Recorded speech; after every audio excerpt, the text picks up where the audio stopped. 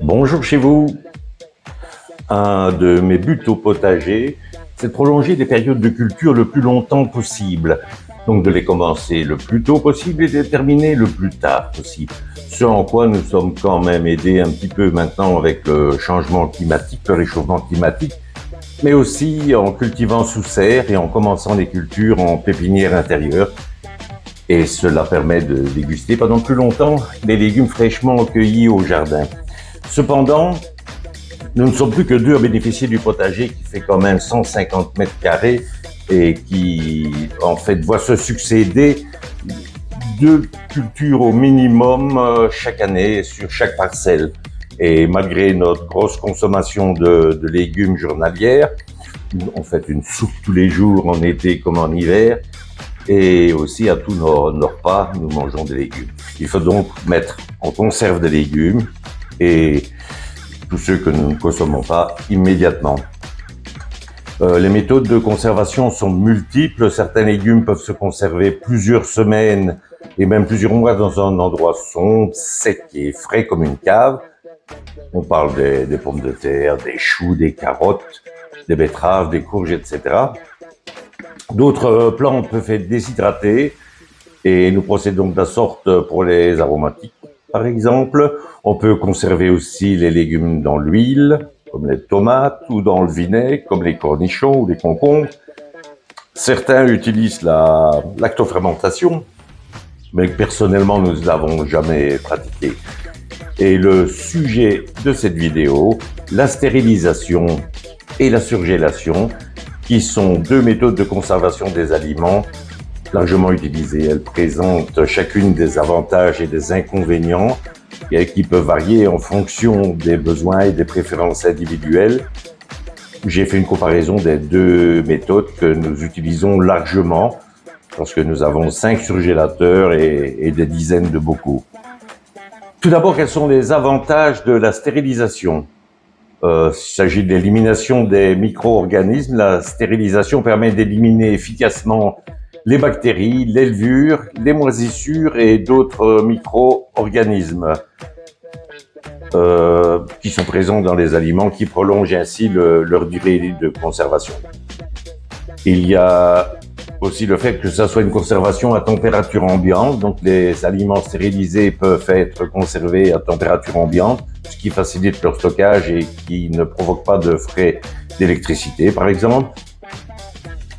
Cette méthode conserve aussi les nutriments, généralement du moins, et les qualités sensorielles des aliments, telles que la couleur, la texture et le goût. Mais maintenant, quels sont les inconvénients ? Il y a une perte de vitamines qui sont sensibles à la chaleur, certaines vitamines comme la vitamine C et certaines vitamines du groupe B qui peuvent se dégrader lors du processus de stérilisation. Il y a aussi une modification de la texture. Certains aliments peuvent subir des changements de texture après la stérilisation, devenant parfois plus mous et plus friables. C'est assez marqué pour certains légumes, comme pour les haricots, je trouve. Il y a aussi le besoin de traitement thermique. Donc la stérilisation nécessite des températures élevées pendant un temps assez prolongé, ce qui occasionne une perte de qualité sensorielle de certains aliments et aussi des frais de consommation électrique ou de gaz suivant les méthodes où l'on chauffe notre stérilisateur.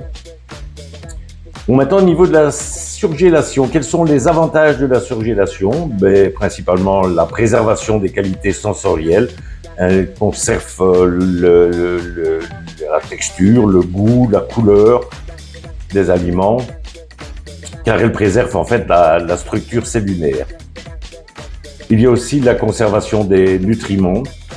La surgélation permet de conserver les nutriments des aliments, car elle implique une congélation rapide et réduit la dégradation des vitamines et des minéraux. C'est aussi un stockage qui est bon à long terme, puisque les aliments surgelés peuvent être conservés pendant de très longues périodes sans perte significative de qualité, à condition d'être bien entendu stocké à des températures de congélation appropriées. Quels sont maintenant les inconvénients de cette méthode ?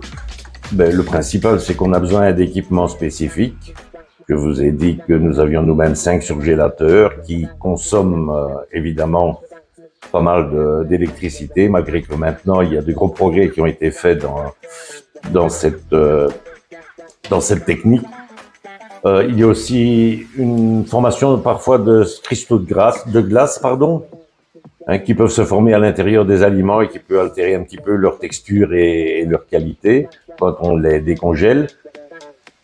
Et alors, bien entendu, tous les aliments ne peuvent pas être surgelés comme les laitues, concombres, ça peut pas fonctionner. Maintenant, les laitues, on peut les utiliser quand même la surgélation pour tout ce qui est laitue cuite. Il est important de noter que la stérilisation et la surgélation sont des méthodes de conservation différentes et qui sont adaptées aussi à différents types d'aliments, à différentes situations. Le choix entre les deux dépendra de plusieurs facteurs tels que le type d'aliment, la durée de conservation souhaitée, les conditions de stockage disponibles et les préférences individuelles en termes de goût et de texture des aliments. Personnellement, nous pratiquons la stérilisation pour les légumes que nous allons cuisiner en soupe ou pour les tomates pelées et les coulis. Pour tous les autres, ceux qui sont destinés à accompagner nos plats cuisinés, nous utilisons la surgélation. Voilà, j'espère que vous aurez eu plaisir à regarder cette vidéo et je vous dis à bientôt. Bon après-midi ou bonne soirée, c'est selon. Et bonjour chez vous.